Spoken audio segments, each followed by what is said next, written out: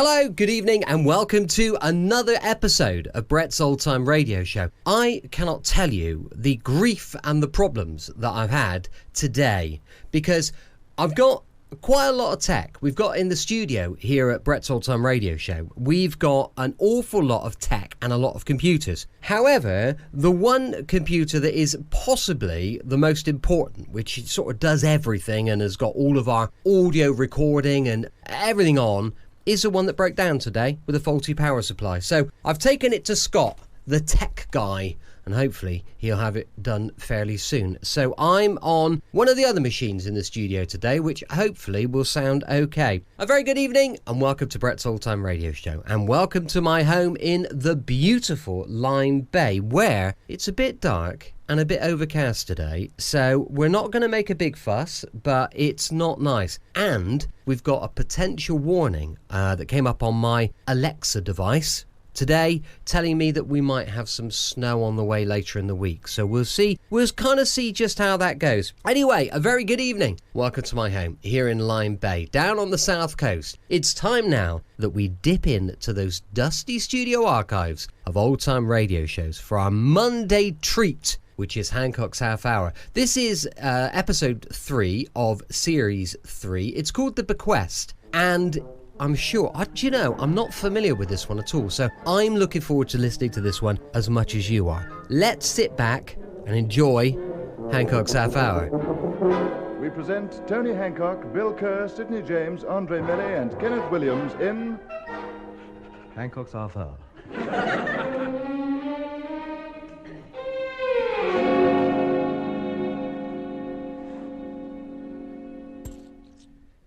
12, 13, 14.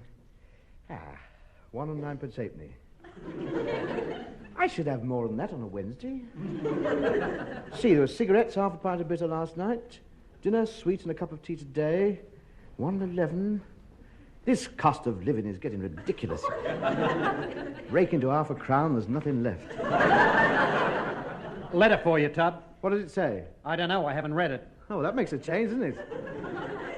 What's the matter? Wasn't the kettle boiling?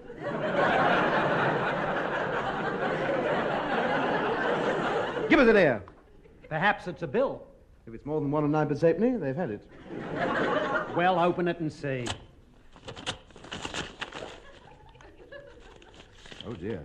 What? It's from a solicitor. Have you been caught hanging around the nurse's home giving my name again? No, wait a minute, it's not you. Here, listen to this, listen. Dear sir, we regret to inform you that your great-uncle Ebediah Gladstone Hancock passed away last week. Would you kindly call at the above office at your earliest convenience, where you will hear something to your advantage. Yours in the deepest sorrow, Macduff, McIntyre, and Macduff. Solicitors at law.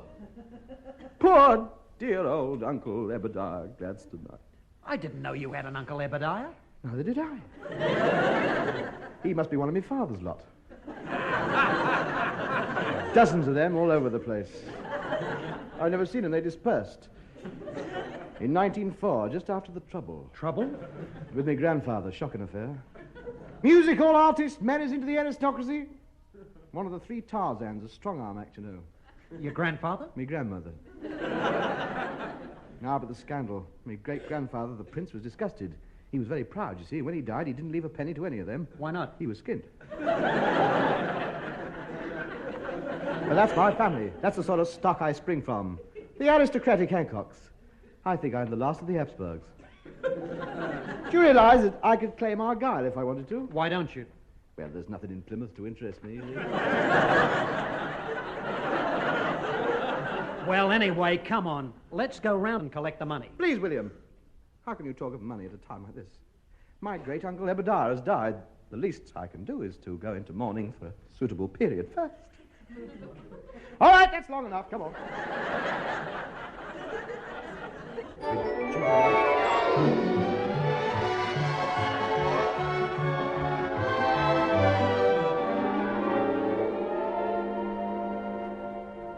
Mr. Macduff will see you in a moment, Mr. Hancock. Thank you, my dear. Are these your suitcases, Mr. Hancock? No, they're mine. Well, you can take them home again. They won't have it in cash. Anyway, what are you getting worked up for? It's nothing to do with you. It's my money, my own personal private tragedy. And I'm the one who's cashing in on it. But Tub, I'm your pal. I want to share in your sorrow. I'm deeply touched, but not to the extent of 3 suitcasefuls. Mr. Macduff will see you now, gentlemen. Good. Quick sniff of the onion water. Run me Yankee under the tap, and we're set. Forward march!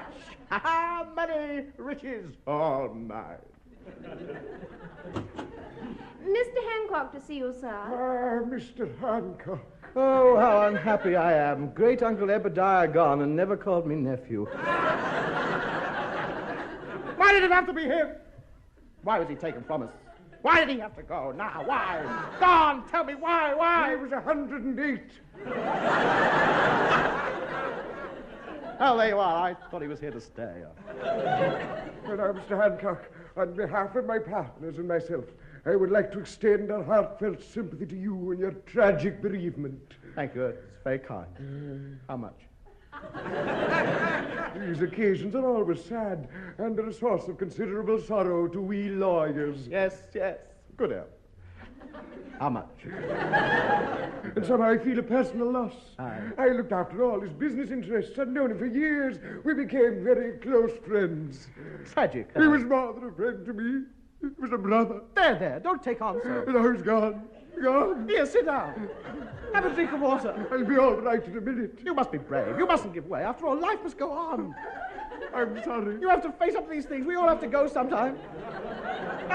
Wait a minute. Whose uncle was he? Going on there for? How much did he leave you? Nothing. Oh, what are you carrying on for then? Oh, come on. Come on now. Let's hear the good news. If it comes up to expectations, I'll give you saxpence myself. Very well, here we are.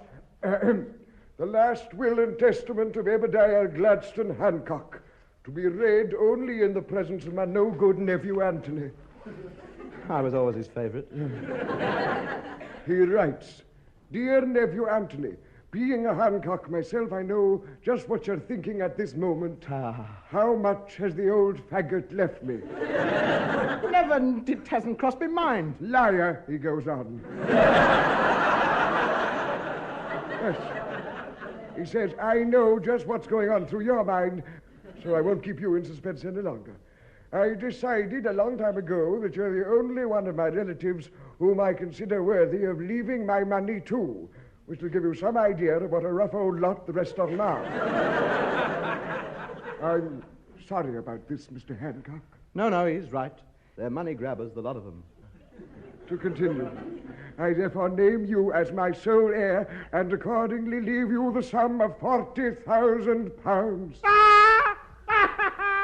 That's it. Her knees up on the ground. Her knees up on the ground. Here we are. Oh, come on, man, get your knees up. Oh, my God. Here we go. Hands off. Mr. Hancock, will you kindly get down off my desk? There is more to come. More? I should have sent a bunch of flowers. How much? Not money, provisos. Hello? He says, I have always been a great believer in family life. A man is not fulfilling the duty for which he was put on this earth while he remains a bachelor. I have therefore instructed my solicitor that the money will not be paid to you until you take to yourself a wife. As soon as you marry, my solicitors will send you a check for the £40,000. Mr. Hancock! Mr. Hancock! Come back! Mr. Hancock! Andre, for many months now, I've loved you to desperation.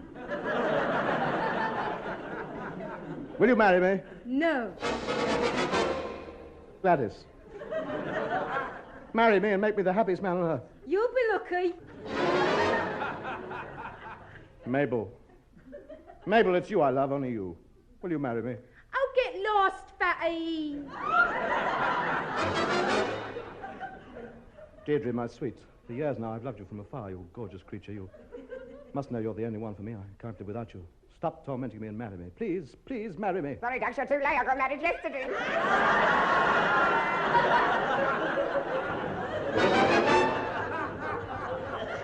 Oh, come on, Andre. Be a sport and marry me. Stop messing about. No, Tony, I can't. I'm sorry. But what's wrong with me? I'm not a bad catch for a young girl. I admit I'm not the world's most magnificent animal, but... better looking than some of them. Come on, what about it? Oh, Tony, please, Well, I've never thought about you in that way. What way? Well, as a lifelong companion, looking after me, keeping me in sickness and in health, taking me everywhere with you, buying my clothes, paying for my keep. I hadn't thought of you in that way. I hadn't thought of myself.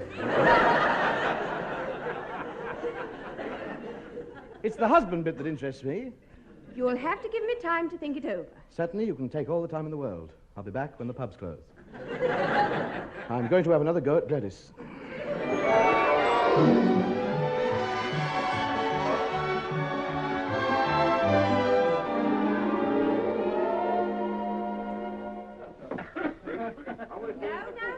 No. Now, what are you having? All right, then. Sid. Brown. Bill. Scotch. Brown ale, scotch, and a pineapple juice. I don't know what I'm going to do, lads. There's not a woman in the district who wants to marry me. Oh, I wouldn't say that. I know dozens of dolls who'd marry you. Any girls you know, I don't want to. What do you mean? They're all very nice girls. I am not interested in espresso bar hangabouts. They're all the same, horses' tails and trousers. Straight from Tropicana, Chelsea. A good meal would kill 'em. Hey, perhaps I could help you. I know a few.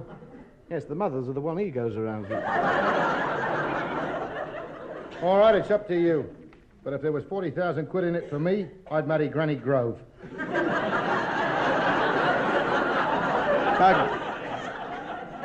Great help you two are. I was hoping you might have some ideas. Well, it seems obvious to me the best thing to do. What? Go to a place where girls congregate. Then you can meet some and get to know them. Yes, that's a good idea. Get among the girls. Let's see. There's the annual meeting of the League of Militant Suffragettes next week. You've got to go for the younger stuff, Tub. What have you got in mind? We'll go down to the Palais. There's loads of girls down there. The Palais? That's where they do all that modern dancing, isn't it? Yeah. Well, I'm sorry. I'm having no part of those sort of goings-on. I do not hold with this modern dancing. I don't mind the lancers or an occasional gavotte. Where you hold the young lady at a respectable distance. But I'm having none of this close-up work. Don't be so stupid. The Palais's a perfect place to meet a girl. Do you realize 16 out of 20 women meet their husbands in dance halls? Yes, and I bet they don't have to get a bashing when they get home.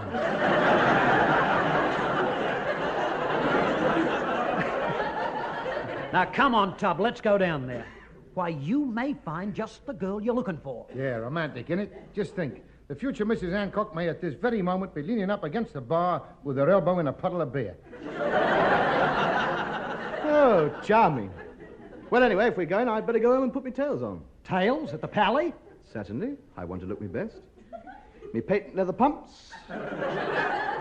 Give me white gloves to rinse through. Little number card on me back, I'll be well aware. They'll laugh at you. They don't laugh at Sid Perks. And there's not much to choose between us, I can tell you. I leave him standing in the Bombay two-step. What? Me feet going round like helicopter blades. Look, we'll go down as we are. Well, it'd be much better if you had a pair of drain pipes, but still, look, tousle your hair up a bit in front. Yeah, that's it. Now, swing your keychain about. Here's a bit of gum. Good, that's it. Now, can you walk like Robert Mitchum? No, not really. I should say me, I'm sort of more the Lon Chaney type. All right. Look, can you talk like Robert Mitchum? No, I do a fair one of George Arliss, though. Any good? Oh, blimey, he'll be lucky if he gets off with the old girl in the ticket box.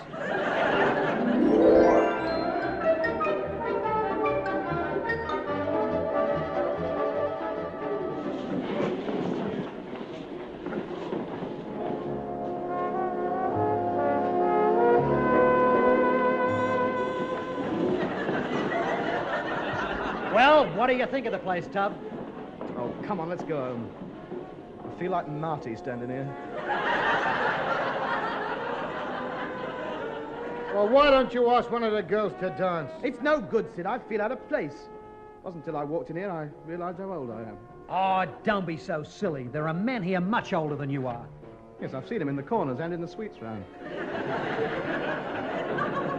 I just don't fit in here, that's all. I'm fed up with chewing this gum. Nearly swallowed it 3 times. Swinging this perishing keychain's getting on my nerves. If I don't look what I'm doing, it wraps around my fingers and lands me knuckles all over. Oh, let's go home. No, you're just not trying, Hancock. I'm doing all right. That little piece over there just winked at me, and I'm no oil painting. Neither is she. Oh, well, all right. If you're going to be fussy... It's all right for you. You don't have any trouble getting partners. Well, it's only my technique. I wait for the excuse me dancers, and I go up to the bloke who's dancing and tap him on the chin. You're supposed to tap him on the shoulder. Go on, Tub, have a look round. See if there's anything you fancy. Hey, how about the little blonde over there in the off-the-elbow blouse? Oh, the one who keeps dragging it up her arm.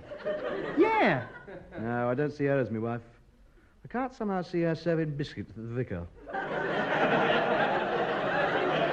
If you get me meaning. Well, there you are, then. What about that tall bit over there in the polka dot skirt? Where? The one who's just turning round. Oh, blimey.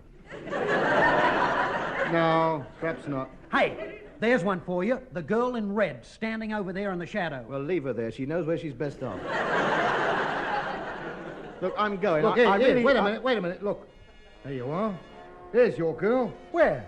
Standing by the band. The one in the tartan skirt. Just your mark. Yes, she's a bit better, isn't she?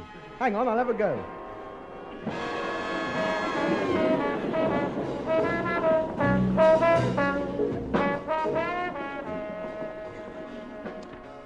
Oh, well, that's that. No luck? No. He got a wife in Glasgow.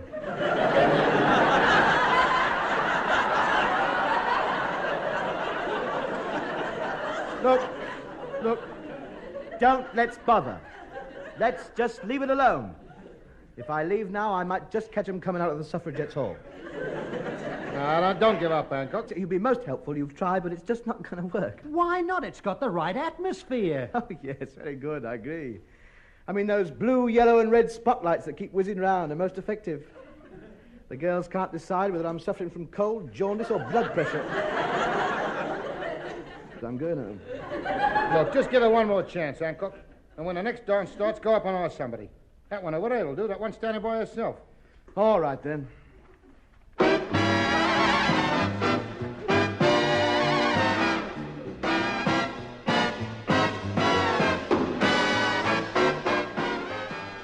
Go on now.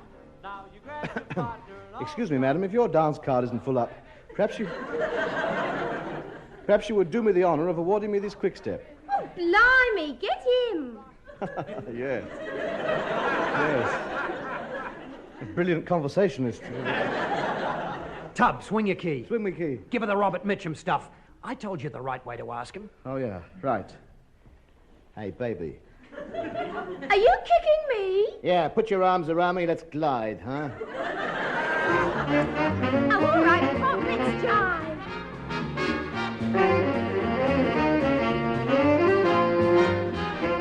You're not a bad dancer, are you? I got around. This your first time here? Shut up!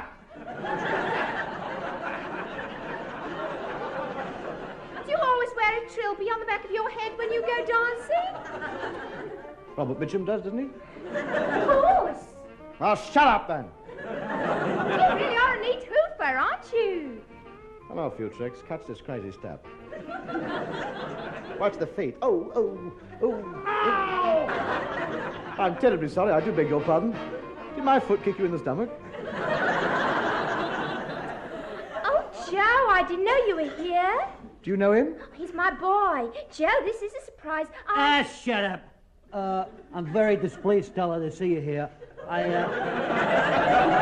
I thought you weren't coming here tonight, but I find you dancing with another citizen. Who's the creep? But Joe... Will you shut up, Stella, for a minute? Please stop yakking. Will you be drop dead or something? Go home. I'll handle this. Dear, straight from the blackboard jungle. It's the blonde one, West. It's him. Hey, Flab. What do you mean by dancing with my girl, huh? Well, it was quite harmless. I had no idea that... Shut up, will you? Now, would you care to step outside with me, huh? Well, I'd have to get a pass out. For why? You won't be coming back, Mac. You know, you ought to be ashamed of yourself coming to dance halls to pick up young girls, an old man like you. Old man like me? I'm only 30. You want I should pin your ears back? You wouldn't hit an old man like me. Sid! What's the matter? He's going to hit me, Sid. Don't let him hit me, will you, Sid? Go on, Sid, thump him. I'll stand over here and watch. Are you looking for trouble, son? Are you gonna give it to me, huh? I got a good mind to ram your teeth down your throat. Oh, yeah? I think I'll call the boys over. Hey, fellas, fellas over here, fellas. Trouble, fellas. Look, it's all of them. They're all coming over. I've never seen a hokey-cokey break up so quickly in my life. Quick, Sid, Bill, run for it.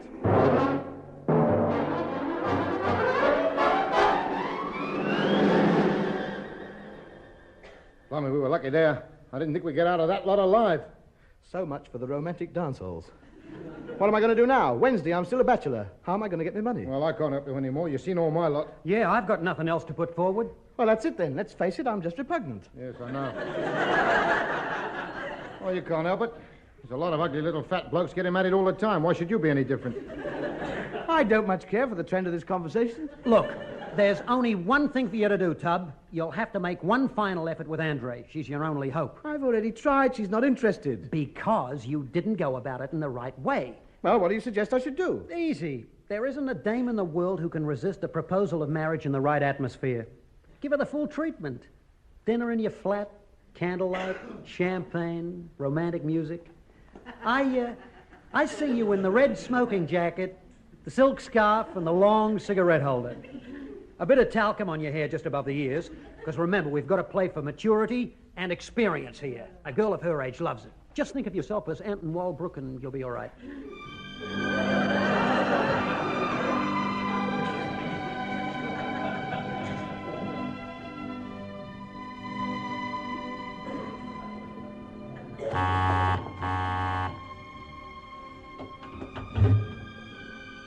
Come in, my dear.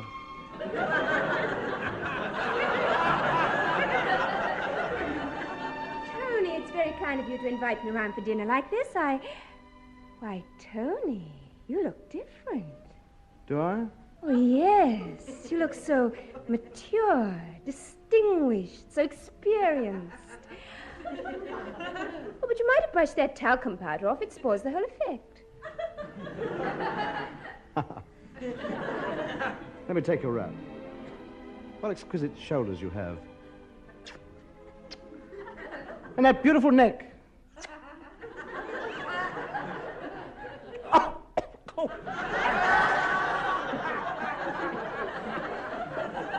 Tony, what's the matter? Hairpin.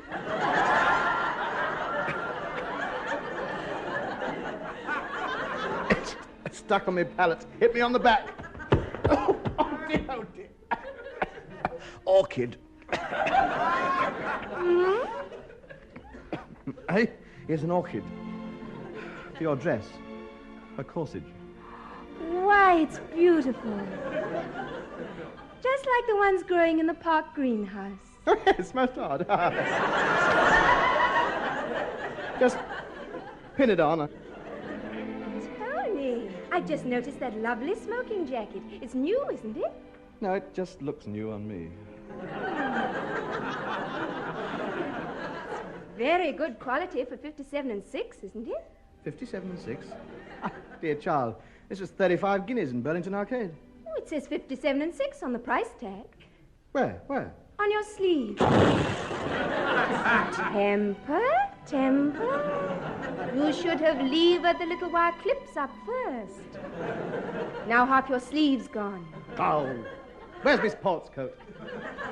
This isn't working out at all well. Champagne! Of course! Nothing but the best. You like champagne? Oh, I love it. What year is it? Bollinger 34.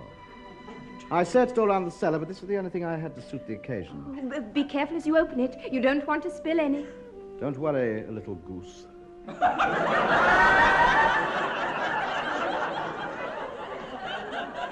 I've spent my life opening champagne bottles. It's simple. You just get the cork between your two thumbs and just with a little...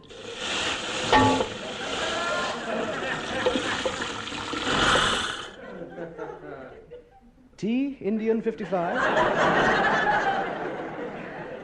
Never mind, Tony. The thought was there. Oh, well, it's the heavy stuff or nothing now. Ah, Andre, this is so romantic. Doesn't that music do something to you? Oh, yes, it's beautiful. Doesn't it awaken something in you, something that makes you realize you're a woman? Oh, yes. Yes, it does. It's Tony. working. It's working. Listen to it, Andre. Let it seep into you, consume you. Let yourself be gently, be gently, be gently, carefully. Hang on, I'll kick it.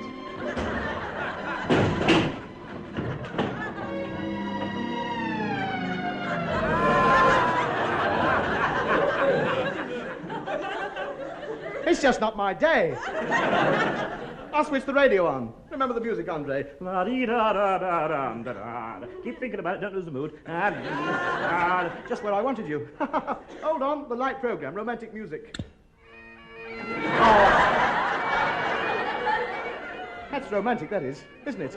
Alistair Sim music. At a time like this, we'll do without the music. I'll put everything I've got into it now. My last chance. Andre, I love you, do you hear? I love you, love you, love you. You're the only girl I've ever felt like this about. And oh, no. Come in! Good evening. That's it. That's me locked. I'm finished. The mood is now stone cold dead. What do you want? Well, I'm looking for Mr. Anthony Hancock. He's gone away. He doesn't live here anymore. Hard luck. Shut the door as you go out. Oh, but where's he gone? I think he's gone with Hillary to the South Pole. If you hurry, you might catch him round the Falkland Islands. Goodbye. No, stop messing about. This is very important. I've got a message for him. All right, leave it and I'll send it down by penguin. No, I must give it to him personally. I'm from Mr. Macduff, the solicitor. Yes, we'll come back in 1957. I think he's got a couple of hours off before he paddles up the Amazon. It's about his uncle's will. Yes, well, I'm sure he'll be... What about his uncle's will? Oh, I can't tell you anything. I have to wait till Mr. Hancock comes home. I'm Mr. Hancock. Oh, hello. Did you have a good trip? Yes, thank you. Now, about this will. How's Mr. Hillary? He's very well, really. Oh, I won't keep you, because you'll be wanting to get off at the Amazon, won't you? Now, I'm going tomorrow instead. My canoe's leaking. What about this will? Oh, yes. Well, it seems with this will we made a bit of a mistake. Oh, did we? Yes. Do you know that last will and testament of Ebediah Gladstone Hancock we read to you? Yes. Well, it wasn't the last one. We found another one. He's changed it. He hasn't left any money after all. Oh, yes. He left the money all right. I've got the new will here. It says, I, Ebediah Gladstone Hancock, hereby revoke all previous wills made by me. He's a bit of a boy, isn't he? Yeah, you know what? Costs him $5 bob every will he makes. He don't care, do he? No, he don't. Of course, I don't mind. Of course, it's things like this that keep our office going. The more the merrier, I say. Read the will. Yes, all right. I have decided it would be unfair of me to leave my money to my nephew Anthony on condition that he gets married. Oh, good. I haven't got to get married after all. No. Good old Uncle Glad. So instead, I've decided to leave the £40,000 to the girl who marries him. The girl who marries me? Why? I'm coming to that bit. Control yourself. £40,000 to the girl who marries him, as it is my considered opinion that any girl who marries an idiot like him will have earned every penny of it. Thank you. The girl who marries me gets £40,000, Yes. They'll all be after you now when they hear of this. Yes, they will, won't they? After all the trouble I've had trying to persuade somebody to have me, I think I'll get my own back a bit.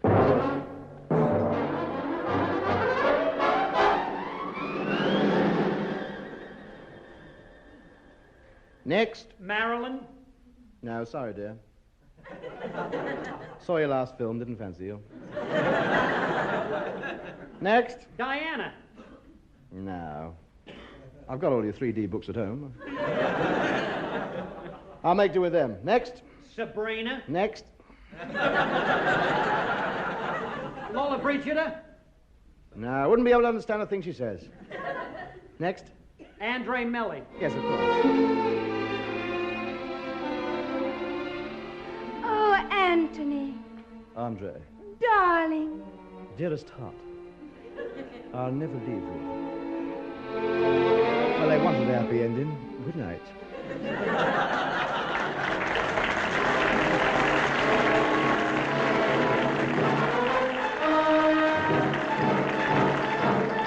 This has been Hancock's Half Hour, starring Tony Hancock with Bill Kerr, Sidney James, Andre Melly, and Kenneth Williams. Incidental music was composed and orchestrated by Wally Stott and played by the BBC Augmented Review Orchestra, conducted by Harry Rabinowitz. The show, which was recorded, was written by Ray Gorton and Alan Simpson and produced by Dennis Main Wilson.